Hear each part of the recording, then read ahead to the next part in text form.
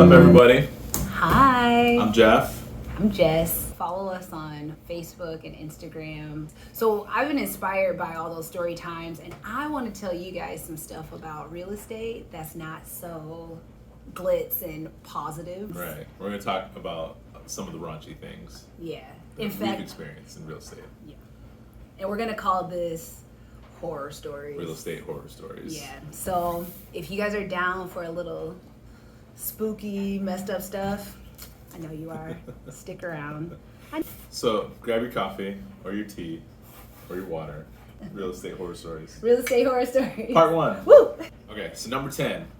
You go to a showing and the owner is there. The reason is because it kind of helps you to see the house as if you're going to be living there. Sure. When the owner's there, sometimes that can be kind of an imposing feeling. Sometimes it can be kind of aggressive. This was actually kind of good. It was tenants that lived there, but I kind of built a little bit of a rapport with them, and I worked it out with them where, like, I let them know every time the showing was going to be so they could peace out. Right. And they loved it. They had dogs, and they had to kind of prep the animals and get everything straight, and they didn't have to go far. They could go in the backyard. They could go sit on the front porch, or go take the dogs for a walk. Showings typically are like 5, maybe up to 30 minutes. And now, here's the issue. Owners are nervous sometimes about their possessions. Sure. They don't want somebody to go through their jewelry, go through their medication. So our recommendation for all the sellers, put your things away, start pre-packing, start kind of, consolidating some of the things. And it is also helpful to put some of that personalization away for the showing to help you sell the home. This is number 9. The house you want is now under contract. What does that mean? Oh my gosh. So this means you've been shopping, you've been looking at all these websites, and you see the house, and you're ready. It's in your price point, it's in the location you want, it's everything you want. Like, you found it. You found it. You actually go to the showing, and then your agent tells you, it just got their offer accepted. Meaning it's now in escrow. They've now confirmed that they have mutual acceptance with a buyer and a seller. That's not us. That's not us. Okay. So it's almost like a breakup without hurts. even starting the date. Before you even tried. Yeah, you didn't even give us a chance. But ideally, if you have a great agent, there's still ways you can get this property. Possibly. One of the ways is submitting a backup offer if they're interested in that backup offer. So let's say, for instance, Jeff has a house for sale and I have a buyer, and we go to this house, but now he's already accepted a contract with someone else. My buyers, they still want the house, so we can actually put in an offer still, and it's considered a backup offer. What that does is give your clients a little more security, actually, because if something were to fall through in that acceptance in escrow, maybe financing or something else happens, life happens, guess what? They can go to their backup offer number 1 Automatically. That's cool. And that can kind of help a lot with that feeling of like, I really wanted that place. Now, it's not a guarantee because that's counting on the failure or the falling of someone else, but in this last year, I know a lot of people whose backup offers worked. I know a lot of people who they were the backup offer and it worked. I had a client who we took a backup offer because our first offer didn't follow or work out. They didn't fulfill their requirements. Yeah. So that was really interesting. And we actually, for that property, just so you know, we actually accepted, I think, 2 or 3 backup offers just to secure so you put that them in property. Order, basically. Oh, yeah. Okay. Yep. And we informed everyone. We put it in order. We informed everyone, you are backup offer 1, you are backup offer 2. And then when it was time, I just made that call and they were happy. Yep. All right, y'all. Number 8. I've got clients that are a little bit like me, you know what I mean? They got must-haves. Like, I want this. I want the beach view. I want a dog park. I want, all these things. But must-haves, that's a horror story sometimes because some of the must-haves are, I don't want to say unreasonable, but they're just not like a make or break it kind of thing. And we like to use the word like deal breaker. So some of the must-haves, this is like kind of a small one, but like the paint color. I want a really fresh white kitchen. Like, babe, we can paint it white. Like, we can actually paint it white. And how much is a gallon of paint? What's the most expensive? $40. $40. So like, do you want to say no to this house or this home, this awesome house that has everything except the paint color you want? Take a look at our kitchen. You know, we got a beautiful like denim blue here, and what if somebody like didn't want the home because of that? They could easily just paint it. So I guess it's a small one, but I don't want my buyers or sellers, anybody to get caught up on things like something superficial like paint. That's something that can be changed easily. I think I heard somebody say like, I don't like the plant right here. We can move that. That's so true. We can move that. Now some things are not movable, right? You can't move your neighbor. Some walls can't be moved. Sometimes you can't move that wall. Right. Sometimes you can. Right. Right? Maybe you can expand it. There's some things you can't do, and there's some things you can. And I just want all of my clients to feel empowered about those choices. Like, is this that big of a deal? Is this a must-have? Is this a deal breaker? And they start to realize like it's not that big of a deal, especially after, oh, it's under contract, oh, this happened, oh, there's a line out the door for that open house. Right. You start to get a little more lenient in what's acceptable or not. Now, some things that are must-haves that make perfect sense, these are ideal. Car, right? Do you need a parking spot? Then you can't really like negotiate with that. You got to get the parking spot.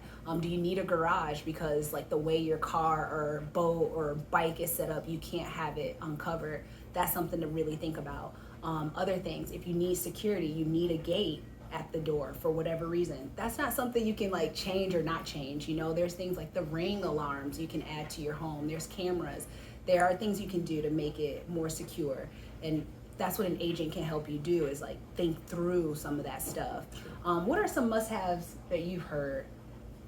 I mean, all of them. Yeah, I've heard everything. Different things are important to different people. And then they change it. Yeah. Like for me, it's important to remember, like, I'm not there to judge. Right. So it's like if the wall color is the most important thing to you, fine.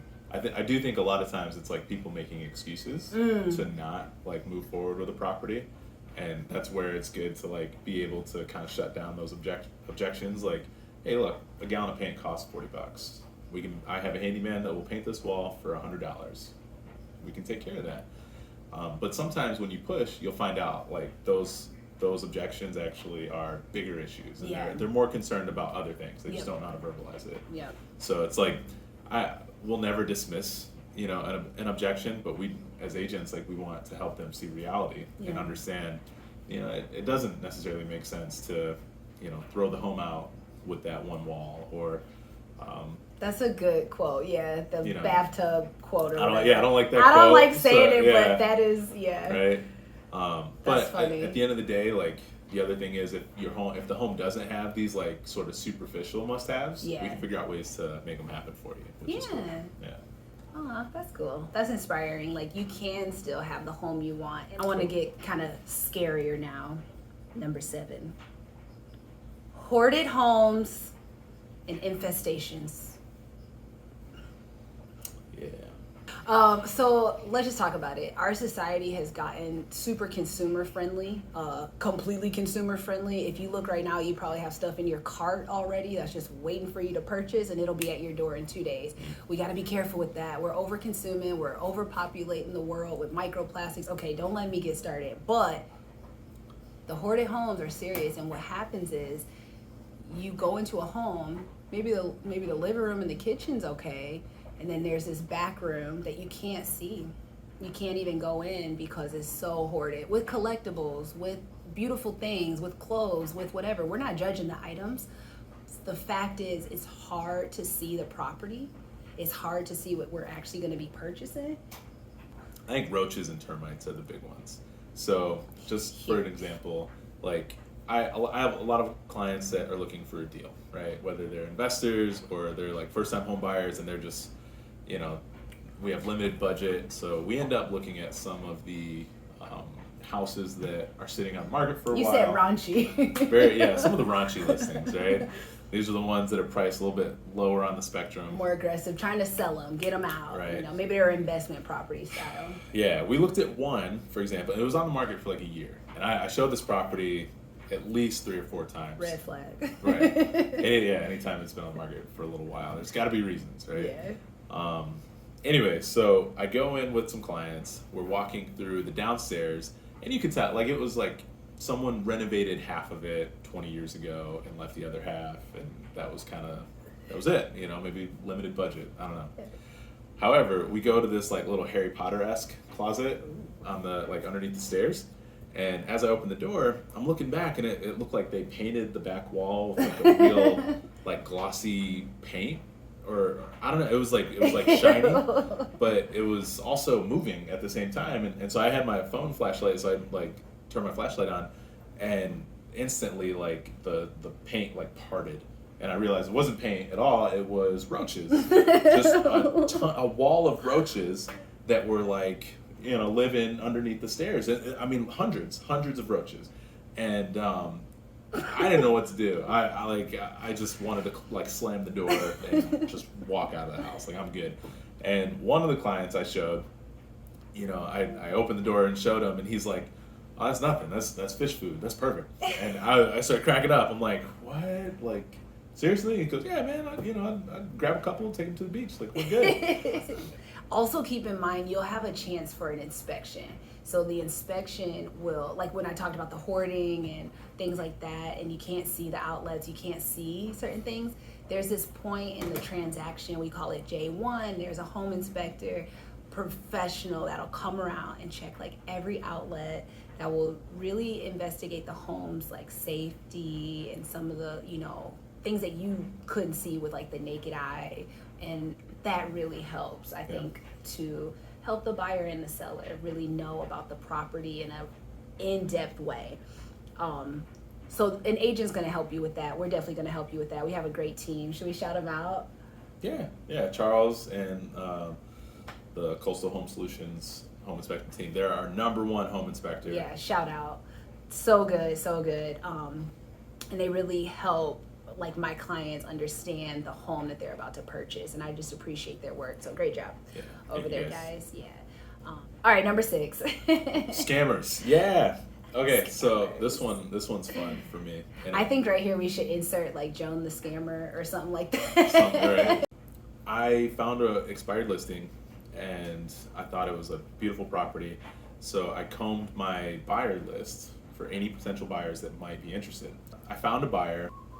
We show up to the house, everything's going like super normal, right? And we tour the home, and like as we're like halfway done, the buyer was like, all right, everyone, I'd like you to sit down at the table. And that was kind of weird, you know, just like, this isn't your house, bro. Like, and it was owner occupied, the family's there, the owner is there, which is already, we already talked about like the owner being there is already so kind of awkward. Cringe. Yeah, he's like, can we negotiate a bit? So we end up sitting down at this damn table, and excuse my language, and I would not sit down. He busts out like a PowerPoint folder, like several binders. He passes them out to like me and the seller, and it's like a presentation for some land in Kapolei, and it's basically like he booked this meeting in hopes that he could meet the owner to sell him an interest in a company. Whatever. That, you know, that I'm not gonna knock your hustle, but like that's not why we're here today. And it was funny because the owner shut him down immediately. He was like, I prefer to keep my business transactions separate. And my guy was like pressing. Like he's like, well, these go hand in hand, and part of my financing will be wrapped up in this deal. So what I want to do, and it was like, oh boy. So we finished the tour. I'm trying to like hustle now because this is dead in the water. The owner is like, I'm not feeling this. These people are like certified weird at this point. And so we wrap it up and we go. And I'm thinking, no follow-up. I don't want to talk to them anymore. That was funky.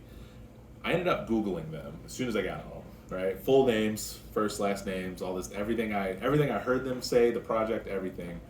And what do you think came up?